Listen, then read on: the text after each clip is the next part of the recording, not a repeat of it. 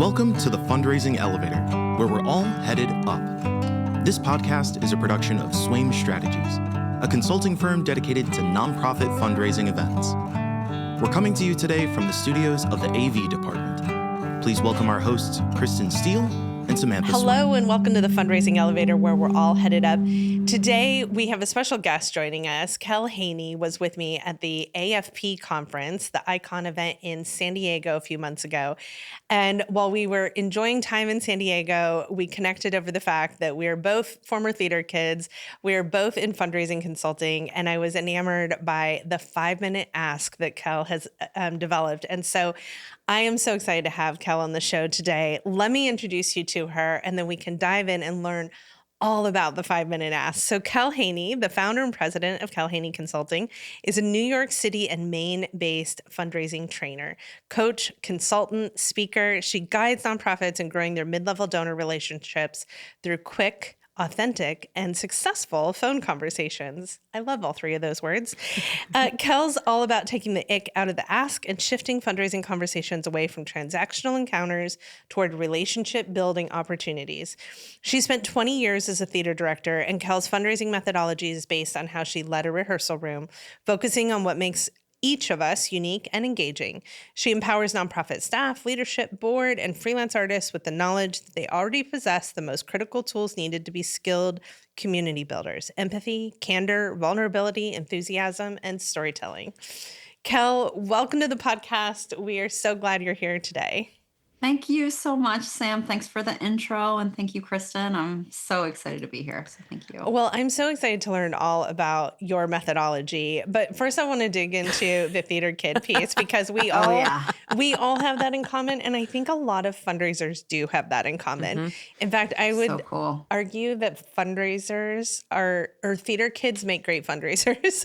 I would argue with that as well. That's great. So tell us first about how you got here. How did you go from being a director in the rehearsal room to now being an expert in the fundraising space?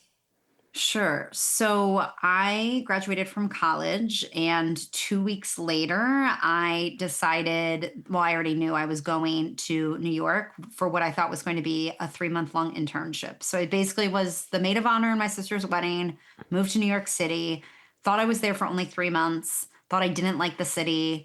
And while I was there, I was working for Manhattan Theater Club, and I read all 7 plays that they were producing the next season, living in a converted studio apartment to a 1-bedroom with another girl. And so my bedroom, quote unquote, was just this twin bed in the main space. So I'm on my twin bed. It's a rainy day. She comes home and I say, "Julie, I know I literally just got to New York, but I just read a play that I think should move to Broadway, and I think it should win the Tony, and I think it should win the Pulitzer, and I can't imagine New York, leaving New York with this play happening."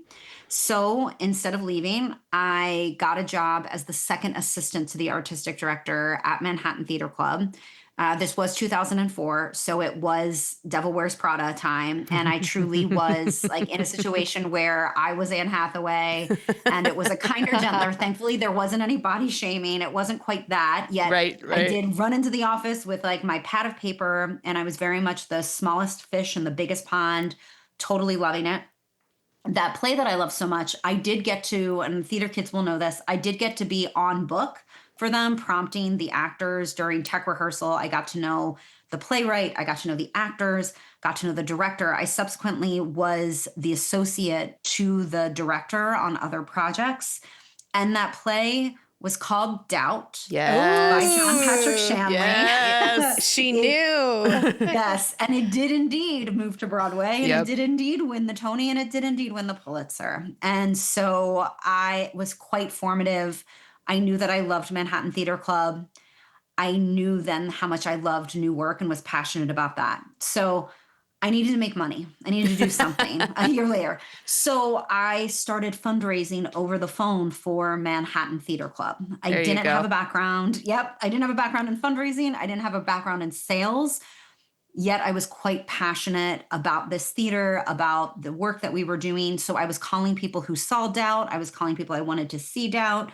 And I subsequently raised approximately $6 million in 8 years. Yes. And it was in contributed revenue, mostly $2,000 and under, and also earned revenue of packages, of subscriber packages. So I was saying how much I love the theater and I thought I wanted to run it someday. So I was that successful, and it gave me some real stability in what can be so unstable as an artist. And I was able to live in the apartment I wanted to in Astoria. And when my computer broke, I bought a new one. If my sneakers were running out, I could wearing down, I could buy a new pair of sneakers. And having some financial stability while I was pursuing my artistic career, it's the only way I could have done it.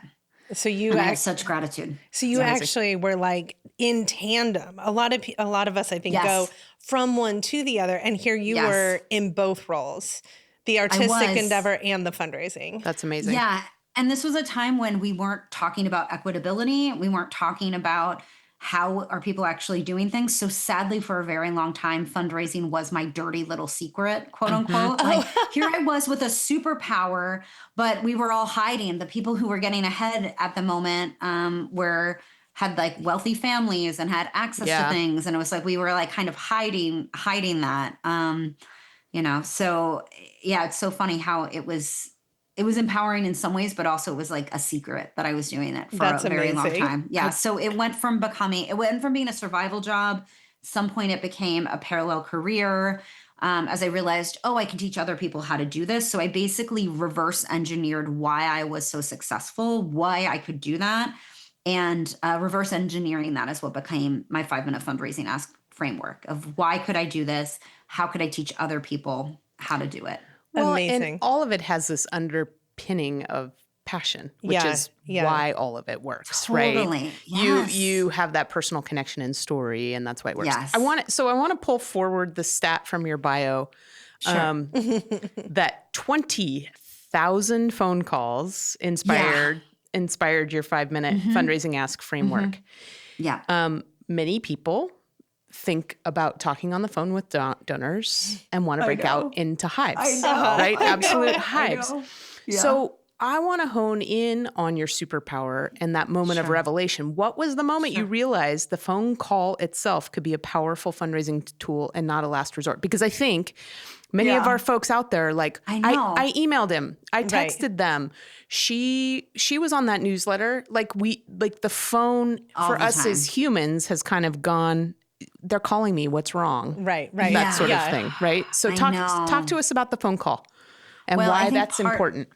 Well, I think part of it, I mean, again, to my superpower is I've loved talking on the phone my entire life. When I was in middle school, my dad told me there was an hour of the day when I couldn't be on the phone and I had to be doing my homework, and it was finished my homework, I had to just be reading and be quiet, which is probably good, probably disengaged my nervous system a bit. So he would play my assistant and he would take he would take messages for me. And that was his way of like getting me to think it was cool. He's like, I'll be your assistant. You're going to go do your homework or be quiet. So I've loved that connection to use the phone my whole life. I'm an elder millennial. So that's also, I grew up in a way of you want pizza on Friday night, you have to pick up the phone and call Pizza Hut, and you have to learn how to do that. So have a little bit of a different relationship with that than people who are, I'd say like 35 or so and under. I think, Kristen, for me, I didn't know anything else. So part of me is that I started doing this work and it was like the phone is your tool. Yep. So I didn't have the same hangups that most people who are in fundraising, most development people. I just never developed those habits to think, let me just email instead. Yep. So what I will say is that there wasn't ever like a aha moment. It was all I knew. Yep. That being said, when I am coaching internal teammates, I am telling them that moment will come for them. And it usually comes out of a moment of frustration. So before we were recording, we were talking about Sam's love for gardening. And I will say I do use that analogy a lot in my coaching of you've got to plant the seeds, pat the soil, walk away. You go over just like we do with any donor relationship. Sometimes you water, sometimes you fertilize, but also like you just need to have patience. It's going to grow, but we can't control when it grows. So I do find that most of my clients have moments where they're out of frustration, usually they end up, if I can get them listening to me, they will actually make more phone calls, and then they start to have a compound effect and start to see how that feels. And so I will say, like, once you've had one phone call with a donor that either clears up some big mystery, I have watched clients have 30-minute meetings where they're trying to figure out what is going on with the donor, as opposed to just calling the donor and asking. Yes. Why don't you just call them? Curiosity. I say, instead of always be closing, I think that's the other thing. I think another reason some people have and that's why taking the ick out of the ask, I trademarked the phrase at some point. Why I think that's so important is because we all have had really terrible phone calls, and we know how terrible that feels when that's done poorly. And we're like, that's the last thing I want to do to somebody. And if you're trained and if you're confident, that won't ever be the case. So I think that's part of it. And also it's leading with curiosity. So I say, instead of always be closing, I say always be candid and always be curious. Yep. So if you're truly curious about what's going on with your donor base, with your community base, you don't have to worry about it reading icky or inauthentic. If you're truly leading with authenticity, people feel that. And they respond. They respond in kind. Well, and you're not going to get better on the phone if you're not on the phone. Right. On the phone. So I think the resistance resistance becomes that self-fulfilling space as well. Totally. Yep. Is there a single phone call that sticks out to you in your 20,000 phone calls you've had that sticks out to you as like, oh my God, you had like a personal breakthrough or a really meaningful gift or like the biggest gift? So many in all of those categories. And also it's funny because I say publicly it's 20. It's probably closer to 40,000. It's just like I sort of think that was like too egregious. So maybe I need to change it. Side note. Yes, I will say I was still making the calls when the pandemic hit. I was still at that point was still on the calls myself, in addition to training and coaching and overseeing a room of other people. And there was one, we'll just call him Alex. There was just one guy that was very short and abrupt every time I called him. And so I was very nervous to call him during the pandemic because he always would end up giving, but it was always from a place where he was gruff and I was intimidated to talk to him. And calling people 2 weeks into the pandemic was absolutely terrifying. That's brutal. Because you just had no idea what was going on. And sometimes I'd get somebody, and this is a New York-based client I was working with, and they would be like in upstate New York, or they'd be in the Hamptons, and they would be doing fine and they would be so happy to talk, so happy to donate. Sometimes that wasn't the case. Yep. So I called Alex, I called him, and turns out he was with his mother in Florida and that she was in a retirement community. Oof.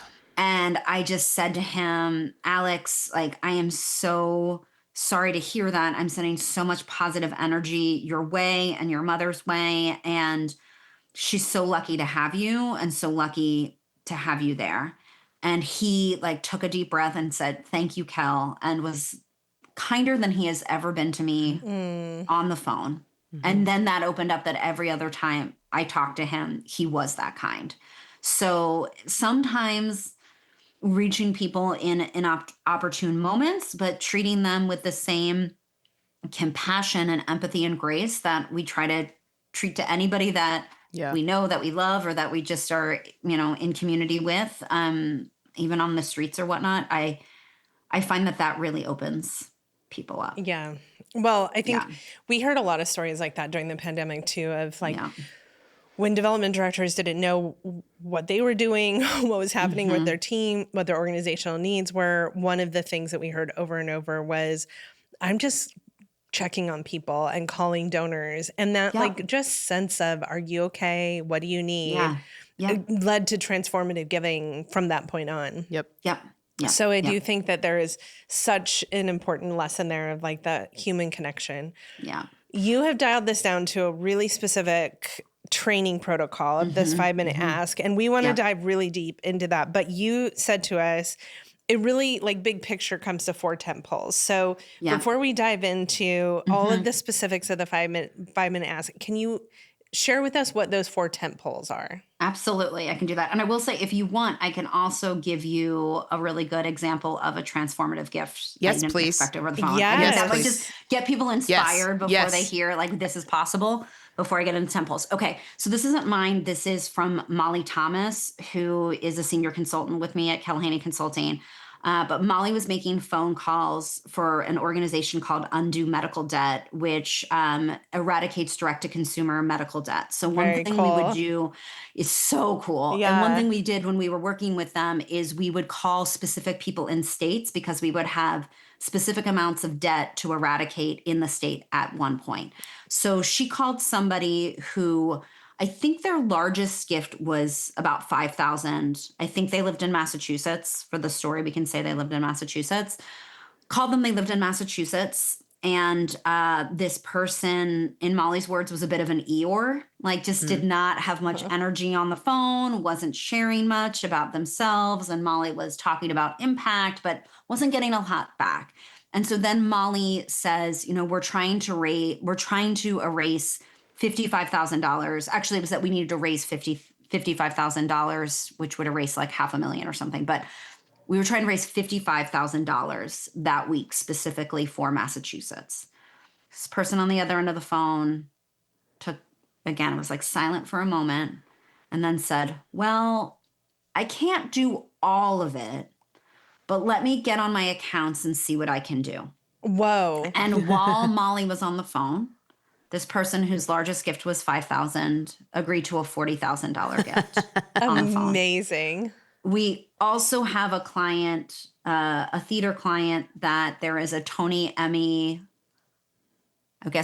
Emmy award-winning actor who has never even worked at that organization, who recently pledged 2-year gift, $20,000 a piece, $40,000. Wow. So I would say about once a month with one of our clients, we have gifts coming in that are Transformative. $40,000 and above. Yeah. Transformative gifts. That's amazing. That are not even mid-level gifts, that are verging on major gifts for some of these orgs. Yeah. So that's pretty amazing. That is amazing. Cool. Okay, so for tent poles, so this is what I like to say that I like to think about a tent. And when I say tent, I don't mean the kind that you take camping. I mean the kind that you might have a graduation party or a reunion, or in my case, a more DIY than anticipated wedding off the coast of Portland, Maine, where Chip showed up, one person with a tent, and suddenly myself, my husband, our friends and family had to help put up this tent. So I think about tents. I think about community. I thought about how we all had to raise this tent together. Right. So something I really love about tents is that there aren't doors and windows, and that community members can come and go as they please. And they can get deeper into the tent with us. They can take a break. They've got full agency, come and go, whatever feels in alignment for them. And that feels important to me as a fundraiser, right? And then the other thing I love about tents is that they're movable. So you could be calling right now and saying, okay, we're on our summer fundraiser. We're trying to get a head start to end of calendar year giving, or you can call them with Giving Tuesday, with end of calendar year. Call them if your fiscal year is different than end of the year. Call them when you're on a capital campaign. I can tell you amazing, amazing stories, transformative stories about what can happen for capital campaign gifts over the phone. So I love that it's movable. So that's the other thing, the reason I use the tent analogy. So the 4 tent poles, I'll go through them relatively quickly, and then we can dive into them more specifically as you two see fit. But tent pole number 1 is the opening. This is the first 15 seconds of the call. It is by far the most important part of the entire conversation, the most critical part. I won't say important. I'm going to say critical. It's the most critical part of the conversation. We can get into why in a second. Tent pole number 2 is the main event. This is where we are calling the community member further into tent, further into the community with us. That actually is the most important part. Tent pole number 3 is the ask. This is when you're going to make a specific numerical ask. You heard me. You're going to ask for a specific amount on the phone. Now you'll notice tent pole number 3 is the ask. Tentpole number 2 is the main event. Mm-hmm. The ask itself is not the main event. So I'm excited to learn more about that. Yeah. Okay. And then tentpole number 4 is the wrap up. This is when we are going to share gratitude for the community member with whom we're on the phone, regardless of what happens on this particular call. And they're also going to learn when they're going to hear from our organization again. Okay. So we first have our opening, our main event, our ask, and our wrap up. Yeah. I immediately have so many questions. Go, let's try it. Yeah. But let's just go in order because I am like, my first gut is to start asking you wrap up questions. But let's just talk about the opening. So 15 seconds. What should be in an opening? Okay. So why don't I don't know, either of you feel like you'd be game to role play with me? Sure. Okay. So let's try this, Sam. I'm just going to go ring, ring, ring. I'm going to show you 2 different ways into a call. Okay. Okay. All right. So ring, ring, ring. Hello. Hi, am I speaking with Miss Swain? Yes. Hi, Miss Swain. My name is Kel. I'm calling you from organization XYZ. How are you today? I'm good. I don't have time today. Oh, okay. Okay. So that's option 1. I'm assuming that's a real obstacle that you run into a lot. Yes. Let's do number 2. Folks not willing to listen further. Okay. So So let's do number 2 and then we'll break it down. Okay. Okay. Ring, ring, ring. Hello. Hi, Sam. My name is Kel. I'm the Director of Development at Organization XYZ. Touching base with you super quick. You were so lovely. You did a gift of $1,000 with us last year at this time, and we're back on our summer fundraiser. Would love to get you more involved, obviously. But first and foremost, I just wanted to see, did you see the email we sent last week about our event that's coming up on July 17th? Okay, so now I want to know more, Kel. I immediately see the difference because I immediately feel that sense of connection and pull and a curiosity about what's next versus I'm being set up for something. Exactly. Okay. So much to say about it. Very inspired by Malcolm Gladwell and Blink and the idea that within less than 3 seconds, we're always sorting of what's a threat, what's not a threat, right? And so the idea is that you front load that first 15 seconds. I used your first name. I treated you like I would a colleague that I know, a neighbor, an acquaintance. It was warm. There was a familiarity without it being overly casual, but that tone is really important, right? And so I greeted you by name. Yes, I may have accidentally gotten Kristen on the phone, in which case I would have been like, I'm so sorry to be presumptuous. Do you also donate with Sam? And we would have gotten through it. And I'd be like, totally. Their partner's name is Kristen, and I'd be putting that. And it's better to have to ask for forgiveness than permission on these calls. You want to always be front-footed, right? So I used your first name. I told you not just what my name was, but I told you what my title was with the organization with which I work. People forget that. That means a lot. And they're like, oh, I'm just the development associate. No, that means something to the people that you're speaking with. Share that. I had gratitude immediately, and I shared what the donation had been in the past and when it was. Because there's 2 types of people I find, either people who remember everything and know exactly what they gave, when they gave it, when it was. They appreciate being seen like that. Yep. The people who don't remember it all appreciate being reminded. So no matter what, that is useful. And so I said, I'd love to get you more involved. So I'm already setting up. There is going to most likely be some kind of ask involved in this call. And then I'm going to ask some kind of curiosity question. At Kel Haney Consulting, most of our clients, and I probably should have used that as the example, but most of our clients are performing arts organizations. So the curiosity question at the end tends to be about the work. I'd love to hear, what you thought of Cyrano. I'd love to know what brought you in the first place. Those are 2 great questions, not just what, especially if it's a single ticket buyer, what brought you in the first place is such a great way to understand or what made you donate in the first place. It's like we start to understand their habits. If we understand their habits, then we have a better understanding of how we can best relate with them. So there's a lot that's jam-packed into that first 15 seconds. People are afraid to do it because they're afraid they come off as too presumptuous. And I always say, this is a specific technique for being on the phone and keeping them from hanging up on you. Yeah. We all don't have any accountability to people on these things. Yeah. None. Yeah. Hang up all the time. You're like, why are you like, is this, yes, it's, you called me. Is this who you think it is? Also, if you called me and said Miss Haney, or even worse, my husband's name, Mr. Miss Screw, I'd be like, that's my mother-in-law. I have no idea who you are. Bye. Yeah. Hang up the phone. So it's a specific technique that's designed for phone calls. And that's off of those thousands of calls that I made of what gets somebody to stay engaged on the call. Yep. Well, you're also, I'm immediately tapping into all the neurology going on. So you're immediately telling people you see them by acknowledging their name, their connection to the organization, and their last gift. Yep. You are also making that sort of, I want to learn from you inquiry that allows their story to be front and center. I think generally people consider themselves generous people. And so when you lead with a gratitude for the generosity, they're like, oh, it's a reward immediately. Yeah.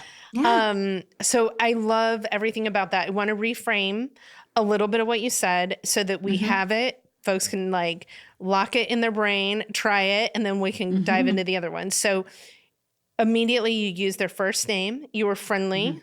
You engaged your title and organization name, led with immediate gratitude for what their past gift was and when, and then set them up with a curiosity question. Yeah.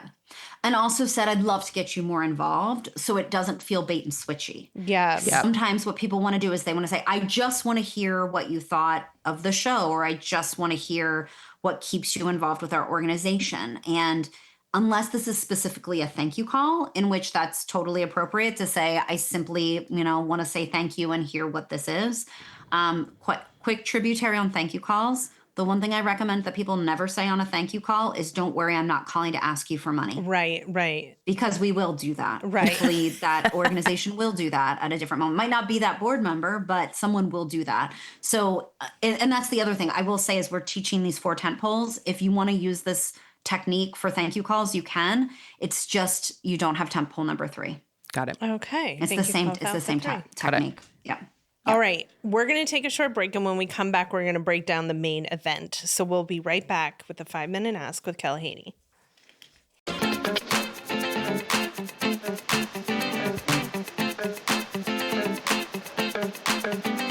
Your fundraising event doesn't have to start when guests walk into the room. It starts weeks before, when supporters see your story, remember your mission, and feel invited to be part of something bigger.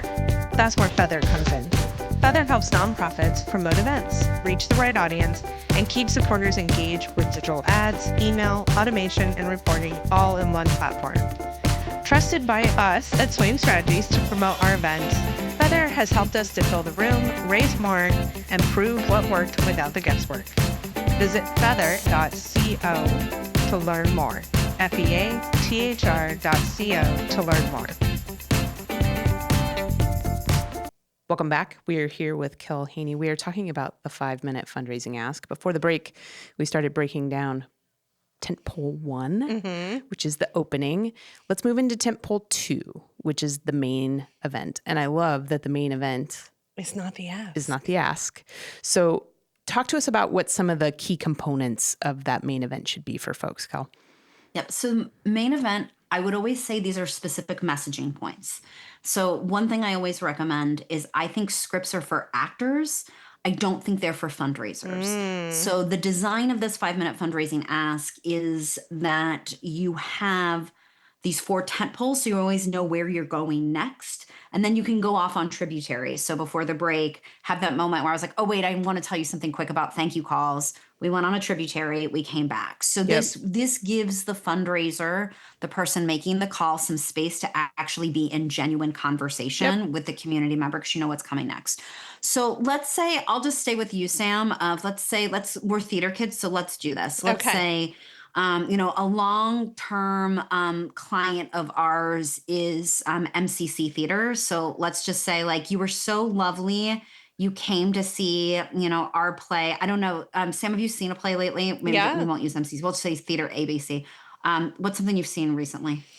Or like that's in your memory. It doesn't have to I be actually super just recent. saw Into the Woods not that long ago. Okay, great. So let's just pretend Theater ABC is what we'll call it. So I'll just go from top and we'll just go into what we could talk about with main event. Okay. So ring, ring, ring. Hello. Hi, Sam. This is Kel. I'm the Director of Development at Theater ABC. You're so wonderful. And this time last summer, you did a gift of $1,000 to us in addition to coming to see all the work. We so love that. And I think you recently saw Into the Woods with us. So I just would love to get you more involved, but first want to hear what you thought of that show. And I'm just curious if you've ever seen it before and, just see what you made of our production. I loved it. It was really great to see a new twist on it and to see how much you were adding to the work. It was probably my 4th or 5th time seeing the show, but I thought it was an excellent production. Yeah, we're just so excited to work with that director and just the way that, they're really thinking outside of the box, and to have that non-binary actor play the witch was just such a big deal for us. I'm so glad that went well for you and that you had a good time. I don't know if you've gotten a chance. We don't have you back for next season yet, but we'd love to potentially get you back. We're doing a production of Cyrano to start, and I can't tell you who it is yet, but we are going to have a Tony Award-winning actor is going to star in that. And then we're going to do a world premiere play by Sarah Rule that we've worked with before. Her play, Clean House, won the Pulitzer, and she's been nominated multiple times. Really excited about that. So at that point, anyway, I'm just going to hop out of it for a second. Yeah. But you can go ahead and share what else is coming. If it's a performing arts organization, the first thing you want to do is share what's happening at the org. And so that's easy if it's performing arts because you can share the work that's coming up. Yep. So you can talk about what's happening next.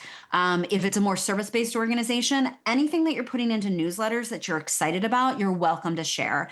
I have a longstanding client, have been working with the Mustard Seed, which supports food and housing insecurity in Canada. And part of it is that people forget, like, they like to give around the holidays and like, oh, it's cold. And they're not thinking about things like a heat wave and what does that mean for unhoused folks, like during a heat wave. So sometimes that's the sort of thing you can be educating in those moments of what do people not know. Sometimes for performing arts orgs, they produce in a space where other things happen, commercial touring productions, for instance. And there's a hard distinction. So sometimes, like, when I'm talking to new clients, what are the things that your community doesn't understand that you wish they understood? And as we know, we can put it in emails, we can put it on social media, till the cows come home, send out a letter. But sometimes that actual one-on-one engagement is how those things get across. So share like upcoming programming if it's a performing arts org. Share some things that are helping people understand the organization better. You can share wins. You can share, like, you just got this grant you're really excited about. I say be very open about staffing changes. I think in our sector, that's something people don't understand why there's so much turnover. And I actually think being more transparent about why that is really important, and celebrating when we have new staff members. Whatever wins you're celebrating internally, I think that's really hard for not-for-profit folks sometimes to be able to toot our own horns, but to be able to share that with our community. So those are the kinds of things. And I would say be prepared with 4 or 5 of them. The way I sometimes encourage people to think about this is if you're at a booth like Lucy and the Peanuts, except you've got balloons above you. And so you're pulling down one balloon at a time, depending on where the conversation is going. So if your organization has a really strong education program that people don't know about, and someone mentioned, oh, I brought my granddaughter with me to Into the Woods. Oh, great. Let's talk about that education piece. So you're learning about what may be interesting to them, as well as you're picking out which balloon to pull down. So now, so I have an observation and a wonder. My observation with this is I'm not the person you want on this call, because getting past the opening with me. And I don't mean this as a challenge. I just mean this is not the way I engage. The same way I don't engage with direct mail. Like it's have a different line of storytelling. Yeah, However, I am intrigued by this sort of main event area because in watching you do that with Sam, you've automatically done the thing that many donors lean into, which is making them feel like they are on a direct information stream. Yeah. In the know. In the know, right? Yes. I have donated to be a part of something. You're seeing that. You're making me a part of something. My wonder is, do you experientially in this main event place, do you find that there is dialogue here? Like, are the folks on getting the phone call asking questions? Oh, yeah. Which I think is kind of an interesting space because often we've all been on that like wall of stuff coming at us. We can't get it, and so, but also what's interesting to me about this in the main event is you're asking the person making the phone call to have an acuity that I actually, as me, will respond to on this phone call because you haven't potentially brought in a hired gun that doesn't know anything about anything and is following a script come hell or high water. Right. I ask a question. We're not going down a tributary. We're staying in this tent and here is the answer and the only answer I've got. So I can see the flex of this space. I can see the flex of that working for folks. And so that was my wonder was, what does dialogue look like in here? Because I would imagine there are some folks you call and they're like, since I've got you. And since we're talking about that production, 100%. I have a few things to say. Oh, 100%. Okay, great. 100%. Yeah. Great. And that's how I want it to feel. I feel like we are lacking micro connections in our day-to-day life, and tech is going to keep making that further and further, like more rare. And sadly, this idea of like a premium of talking to another actual human being, sadly, is where we're headed, right? So I would say, and what I would say, Kristen, is if I ended up on the phone with someone who didn't want to engage, like if you were giving me those cues, I would say to you, you're quite quiet in this conversation, Kristen. Like, I'm curious, like, do you want to stay on this call? Is this okay that we're having this conversation? Is this not what you need to be doing? Like, I would actually check in and ask you. And sometimes people are quiet because they're just listening and maybe they aren't as comfortable. But to your point, frequently they're intrigued by this more open-ended, truly authentic and curiosity driven. And so it's never inauthentic. If someone is just like kind of going through the motions or like, oh, I'm asking these warm-up questions. Like, no, you want to actually be like, what are you curious about this person? And how do you continue to reconnect with that in yourself, even when you've made 15 calls in a day, to genuinely be curious. So I also say be in the CRM and really like, please don't take more than 2 minutes. This is another thing. It's like the analysis paralysis. Like you give a development person, they're like, then they're going to spend 5 minutes in the CRM. And I'm like, no. I get people to train themselves and say, to start, you got 2 minutes and then you get 1 minute to just see what can you learn about their giving history. In this case, if there's an experiential component, how much they're visiting, you want to just have that at the tip of your tongue so you can thank them for that and understand it better. So sometimes somebody not being so interested also makes the conversation more interesting. Yeah. Well, I want to go down go down a tributary because I feel like what you're setting up is very human and it's very connective and it's like bringing the relationship center, the storytelling center. But I also think that if we're utilizing AI in this space, it's helping us be more human. And what you just said of 2 minutes in the CRM, almost every CRM tool now has AI in it. In fact, conversational AI. Yeah. And the fact that you can ask, Bloomerang is one of our sponsors, and Bloomerang has a ability for you to be able to say, hey, Penny, I am getting ready to call Kel. What should I know before I call her?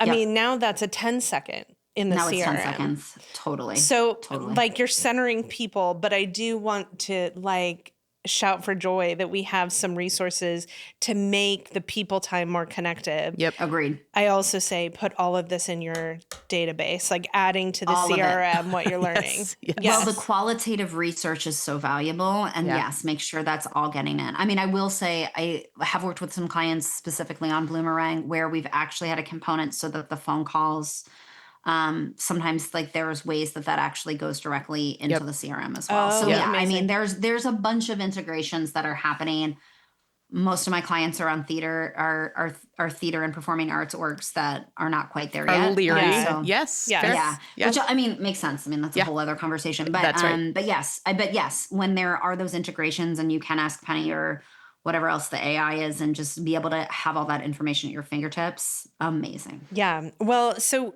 you've gone through this really specific, tight introduction, this very specific, which I didn't kind of recap, but this main event where you have 4 to 5 specific messaging story points that you're pulling forward based on the conversation. Now we're moving into the ask. Yeah, So what does the ask look like? Okay, so here the ask looks like you don't even know you're there. So what we haven't talked about yet is that no matter what of those 4 or 5, or you end up sharing 1 or 2, it doesn't matter. The last update you're going to share with the community member on the call is that you're fundraising. So I would say also, Sam, we just, as of July 1st, started our new fiscal year. We're trying to start the year off super strong. We're working to raise $50,000 this month over the phone. It's our first week. And obviously with the holiday last week, it's a little bit slow at the moment. We've raised $8,000 so far. You were so wonderful last year. I wanted to see if there was a world in which you would do 2,000 instead of 1,000. If you could do 2,000, that would actually get us up to 10,000. Amazing. Okay. So I didn't even mean to do it. Yes. Yeah. So I'll get there in a second.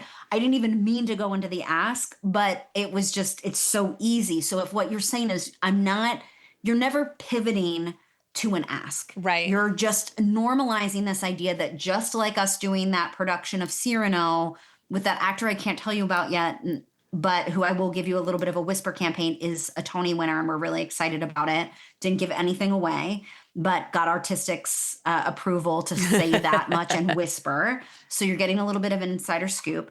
I'm sharing all of that. And I'm like, and then another update is that, yep, it's our new fiscal year and we're just getting started. And then I'm sharing exactly what we're trying to raise this month over the phone, how far away we are, because there's always a milestone. And then that leads you right into how could this community member be a part of that and help. Yep. And so the ask itself, like I said at the top, when we went through the intro, specific numerical ask. So you want to share all the numbers, and development people are sometimes afraid to do this. Yes. They're like, I don't want to share. It's like, no, how much are you trying to raise over the phone this month? If you don't already have a number, let's set that number. Yeah. Because if we can share that we're trying to raise 50,000, if we can share that we're at 8,000 right now, that gives some really specific, not warm and fuzzy, just warm and fuzzy oxytocin, but engages the community members, get it done dopamine to be able to say your gift. If you're able to go up to 2,000, that would actually get us to 10,000. You could go get us to our 20% point. Yep. So there's always a place where it's like craft an event out of that ask. And like I can't tell you how many times people have found a good stretch point because they want to be the one that gets you to that next milestone or gets you over your goal. People want to be a superhero.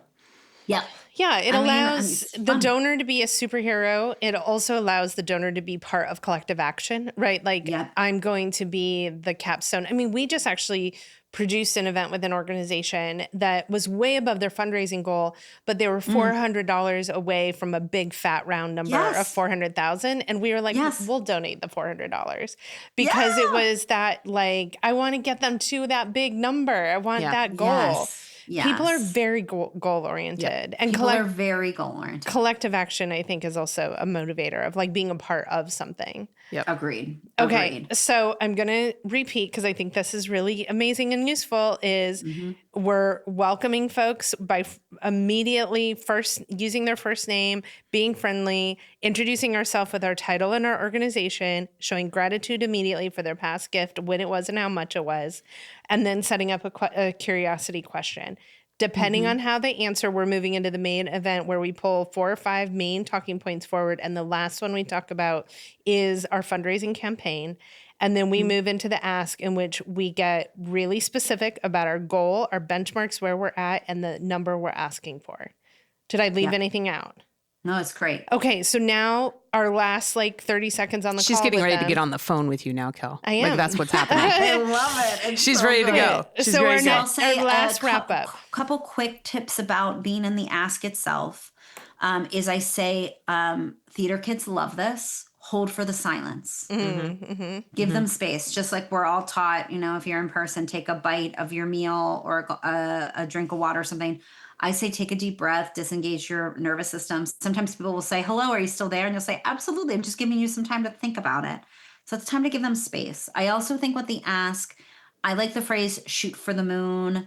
I'm just going to go for it. Is X within the realm of possibility? Like, what's your initial thought on that? Like, the idea is that I want you to always be volleying about the ask. Like, you're volleying to the next person.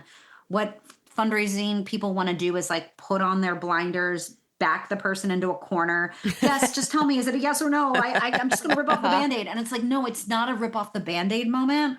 It's actually a moment to relax and just continue the conversation. Whatever they say to you is a gift from there. Yeah. Whatever they say. So whatever. We could do a whole other whole session on what to do when you're actually in the ask. But if you can actually slow down your disengage your nervous system and just truly hear what they have to say.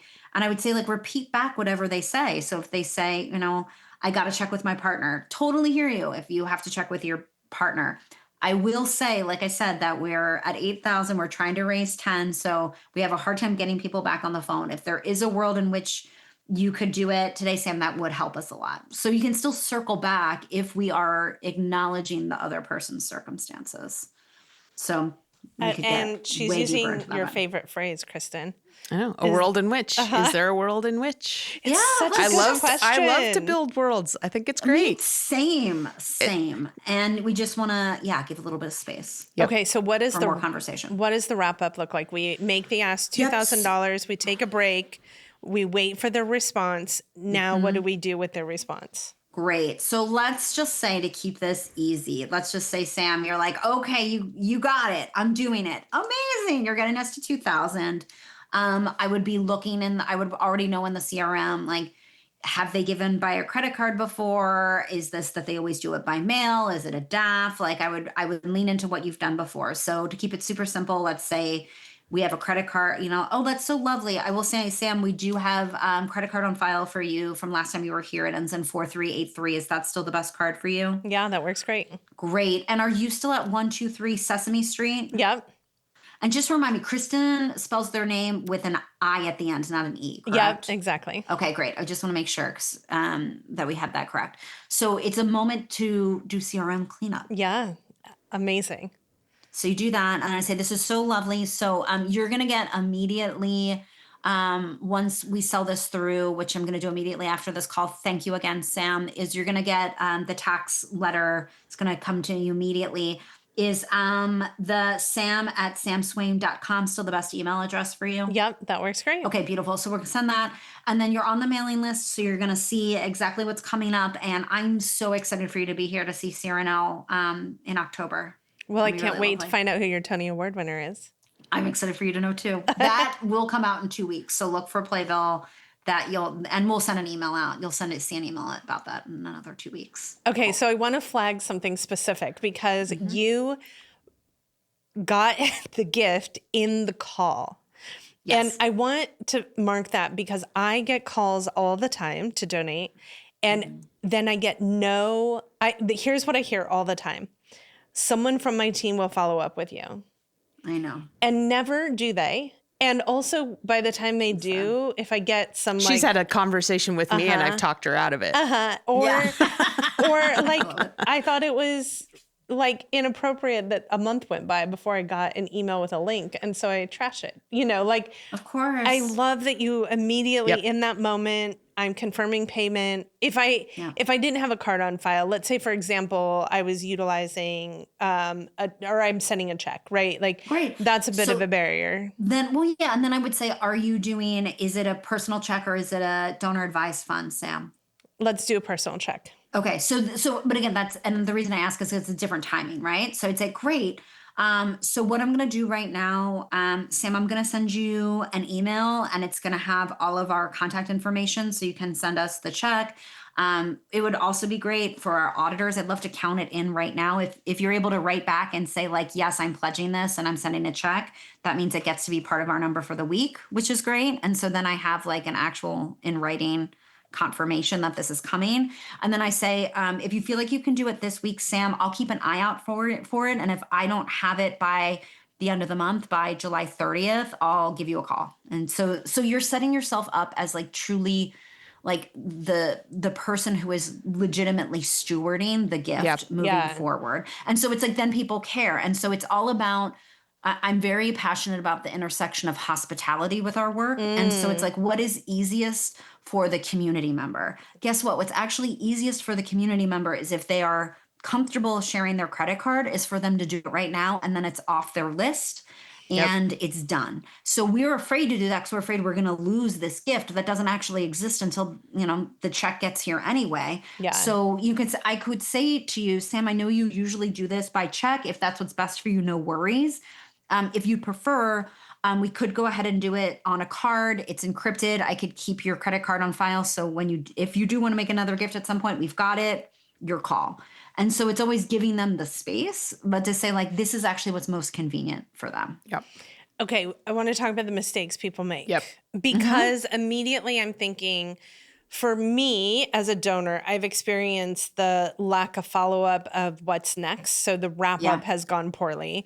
And then the gift goes away. The other thing I witness often, because in our world of events, we are frequently working with an executive director or a board member on securing a large pledge to use as a lead gift or matching gift.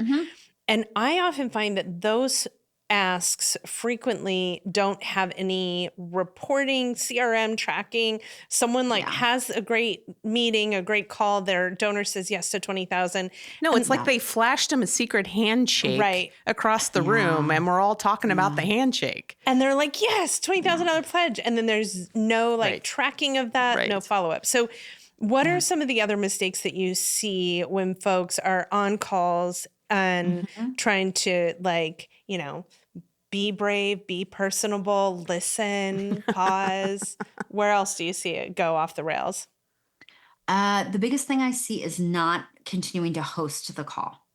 So when I say host, like that's my way, like I guess if you were in sales, you'd say control the call. But again, that's not the way I look at it. I look at it as, if you came to my house for dinner, I would know what we were having. I would have checked in with you about your dietary restrictions and preferences ahead of time. So like the CRM, I would know a little bit about you. And I would know what the arc of the evening is going to look like in theory. But if you show up and you're on your phone and you're telling me that your kid or your pet is sick, immediately I know it's going to be a very different night than if you show up and you've got like 2 bottles of something in your hand. Right. Like that's going to be a different type of night. So we have to always be adapting to what we're getting from someone. At the same time, we always have to be guiding the conversation. Yep. So a big mistake I hear a lot is we call them, they say, now is not a good time. Then the person says, the fundraiser says, oh, when's a good time to call you back? And it's like, no, you just gave up your role as the host. You just called this person on their cell phone, and then you're asking them to set up an appointment with you right now, like to look into your schedule, their schedule, and set an appointment. So similar to that first 15 seconds of when you're more front-footed of like, oh, totally hear you, Kristen. This isn't a good time. I'll tell you what, I know I'm going to make some calls again on Thursday about this time. Let me try you around 3 on Thursday. I'll just see if that's a better time. And Kristen might be like, oh, no. Like, I know I have an appointment then. And be like, no worries. I'm also making calls Friday morning. I could try then, And then at that point, maybe we do like set a time, but you want to always be guiding of what is next. Yeah. I love that. I love it. Host the call. So what's fascinating to me, and I knew this, but like seeing it happen in the role play that's happening, I understand very clearly how this challenges fundraisers in that it is asking them to call forward their best tactical skills and to do them in a live environment that very likely could end up in rejection. Right. Like this isn't just, oh, I sent them an email and then I never heard them again, which is a no. Right. No. But this is like, the most fragile, vulnerable thing we can do is ask another human being for something, them to take that ask and go, nah, right? Yeah. And then we still have to hang up that call and go make another one with as much intention and as much like all empathy and grace and all the things. So how do you help fundraisers reframe rejection so it doesn't derail them? I think that's a real thing in the sector. Yeah, it is. And I will say to your point earlier that the only way you get better is to keep doing it. Yeah. So what I would say is truly understanding that a no is a gift. And I would say one thing back to the idea of what are mistakes people make. I have a colleague who had someone say, "Oh, I love your organization. I'm not going to give this year because we're traveling." And we're so afraid to like come off as pushy. That fundraiser said, I got my phone right here. That fundraiser said, "Oh, well, thank you so much. Have a good day." And hung up the phone, made it so transactional once that person said no, as opposed to saying, what's the natural thing you'd say if someone says, "I'm traveling Where are so you much?" headed? Or have a great trip. Yes, where are you headed? Like have a conversation with someone. So I think the thing is that sometimes it is the long game, which fundraisers do know. And I would say the big thing you want to always do is like how to leave the door open. So do what you can. If someone is like, no, to say, "I so appreciate you being so candid and front footing. Like, can I ask like why that is such a definitive no?" And if it's like, it's personal, it's like, okay, no worries. I'll tell you what, we do love having you around here. I know we're going to have a match for Giving Tuesday, end of calendar year. Like if you're okay with it, I'd love to check in with you then and just see, where you are and if that's a better time to have this conversation. Yeah. So the biggest thing I'd say, keep the door open. How to get comfortable with it is to do it. And I would also say, figure out the environment where you make your calls that feels most aligned to you. Yeah. So most people I know like to do it on days when they're working from home or when there's no one else in the office. They like to, sometimes I'm like, why don't you be in a slightly different place if you can, if your space allows, than where you're usually sitting. My husband, who is an actor, doesn't love phone calls, but when he's on the phone, he loves to pace. So like some people I know like to pace. They like to be in the office when no one else is there. I've got a few clients who actually love the audience and love to make the calls when everyone else is in the office with them. Okay. To each their own. Yeah. Or like make yourself that nice cup of tea or decide you're getting coffee, whatever that is. Like figure out what you have to do to be kind to yourself to do it. Because the thing is that if you can put aside even an hour a week, 48 weeks a year, that's 575 5-minute phone calls. Wow. That would make a huge impact. That's huge. Because I don't think most organizations spend much time on the phone with their donors. And something you're talking about is you're calling donors, right? Yes. Like Kristen says, not cold calling from a phone That's right. book or That's something. right. You're not trying to sell me through. something I've not asked for. Right. Let's see who's in the M's this week. But Kristen always says that when a donor makes a gift, that they are like giving you an indication that this is I'm interested. This is a cause I care about. So if you're calling donors, you already know. Like you already have all the cues that this is an organization they've given to before. It's something that they care about. It's a mission that they're invested in. Maybe they have a real connection to an individual at the organization. We often see events as like a funnel where we can acquire new donors. Yeah. But that first gift that someone makes at an event oftentimes is their lowest gift they're ever going to make because they're just barely giving you a tiny little toe in the water. Yep. Yeah. But there is a lot of research around the fact that if you can secure a second gift within the next 6 weeks, you often have a lifetime donor because they have a sense of I'm heard, I'm seen, I'm valued. This is an organization that cares about my giving. Yeah. You've run into folks who say, oh, no, that's an event donor. We don't call them. Can you talk about that? Because to me, I'm like, that is the first person you should be calling. Yes. But talk about that kind of how you use an event as a springboard into these phone calls. Yes. So our long-term client MCC Theater is a really good example in that. They have something called Miscast. Mm-hmm. So your theater folks, former theater kids who are listening, watching this, probably know Miscast. It's where event once a year where someone plays a role that they would never play in real life. Oh, so one of my amazing. favorites was Katrina Lank accompanying herself on the violin and doing If I Were a Rich Man, which was so good. It was like almost a decade ago now, but that was one of my favorite. So for instance, we call everyone who purchased a quote unquote show only ticket to that. We call all those folks, and we call them within the week of them seeing Miscast. Great. And for the first time this year, we've actually gotten clearance. Vinny Martini is amazing. He's their director of development, and Eric Nelson is their head of revenue, and we've got a great relationship. They've given us permission to not just call the higher donors that aren't already annual gift givers, but also to get permission from people who purchased a table for us to call their guests, specific guests, right? So for instance, we had one community member who gave $20,000 to Miscast. We just called them last month for their end of fiscal in June. This person gave $20,000 to Miscast even though they couldn't attend. And the artist fundraiser who made the call, because they actually have artist fundraisers who aren't full-time employees, they work part-time, who make these calls. So the artist fundraiser, his name's Keith.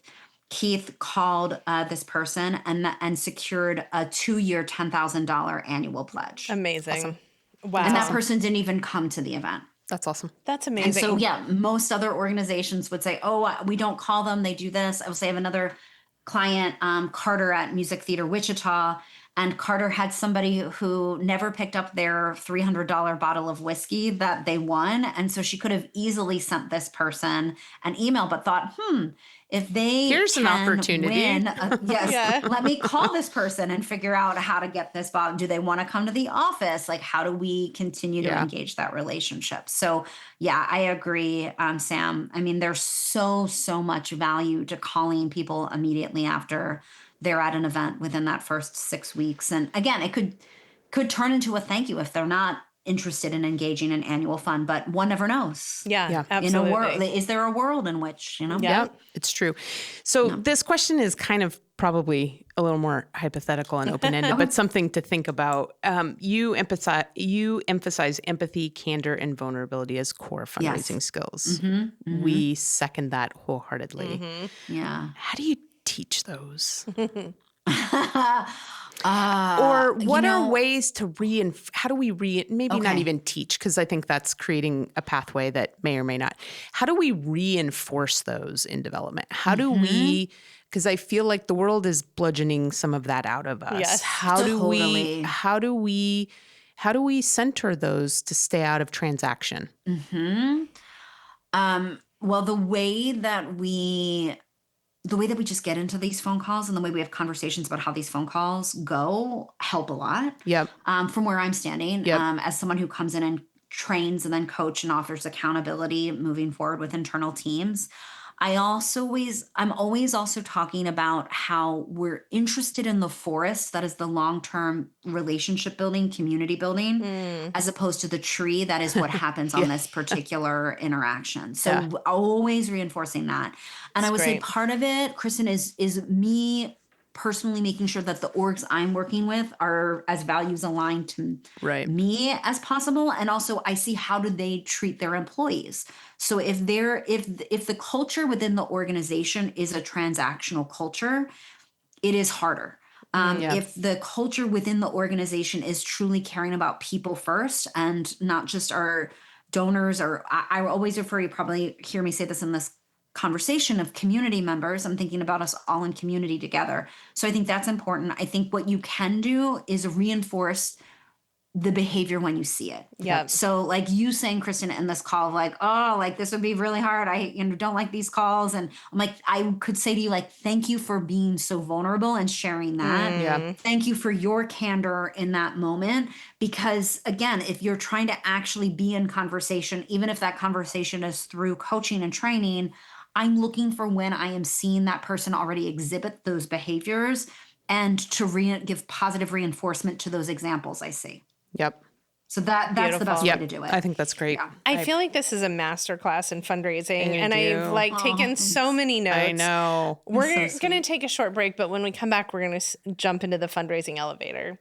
We'll be right back. Let's go. Change. It doesn't happen on its own. It happens on purpose, thanks to nonprofits that believe a brighter future is not just possible, but needed and deserved, and that connect people to causes and turn moments of generosity into movements. That's why Bloomerang is built for purpose, to raise the bar on what's possible and help every act of giving lead to more. Because when the bottom line is a better world, no goal is too lofty. Bloomerang, built for purpose. Welcome back. We're here with Kel Haney. I am having my brain all blown, kinds of epiphanies. all the things and epiphanies, thinking about all of the things. This is a question we ask all of our guests. We ask them to step into the fundraising elevator with us where we're all headed up and have them offer to our fundraising superheroes out there that sort of kernel, that last bit as the doors are closing that will also help them keep headed up. What is that for you? It's definitely not to make assumptions about the community member with whom you're speaking. So it really is to not assume, our country is burning, this world is burning, they're not going to want to do this, this world is too tough, they're not going to want to get involved. I mean, everything I'm seeing, all of my clients are having record-breaking summers right now because people are really standing up for the things that are important and their own agency. So I would say, watch making decisions for your community members, genuinely ask them and stay open and vulnerable to hear what they have to say to you. Such great advice. That's brilliant. I do think we live in a very generous world, and giving is a way we can make the world more of what we want it to be. Yes, it's true. So, Kel, we are both sitting here thinking we've learned so much from you. I have so many notes that I've taken. You have 2 different services you offer. So people can get this kind of hands-on 3-month program that's hands-on training and coaching with you, or they can engage you as a part of their development team to help with all the tactical elements of strategy and training and preparing all the fundraisers for those calls. How do people find you, get a hold of you? What is the best way to connect to you?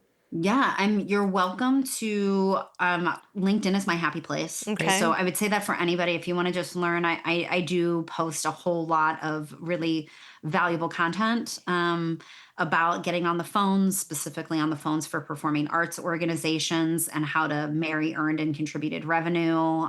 So you can hop on, find me on LinkedIn, reach out to me. I would love to hear from all of you.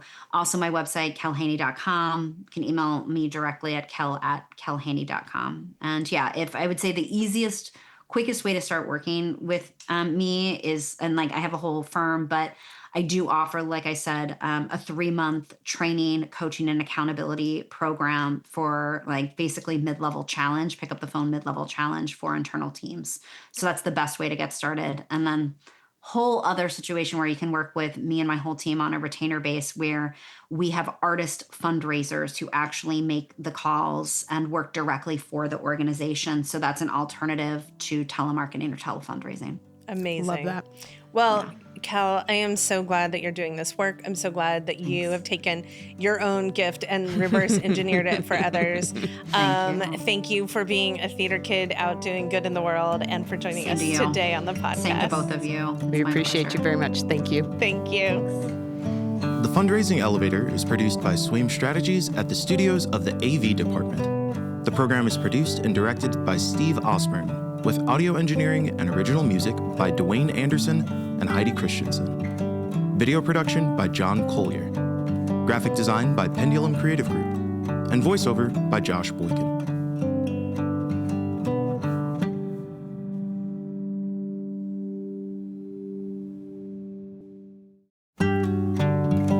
Hey y'all, it's Kristen. Before we leave, I want to ask for your help to make the podcast grow.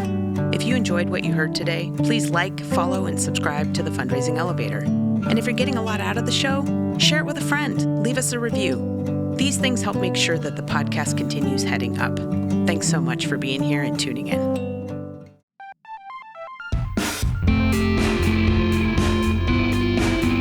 Are you ready to engage supporters and grow your base with your own podcast?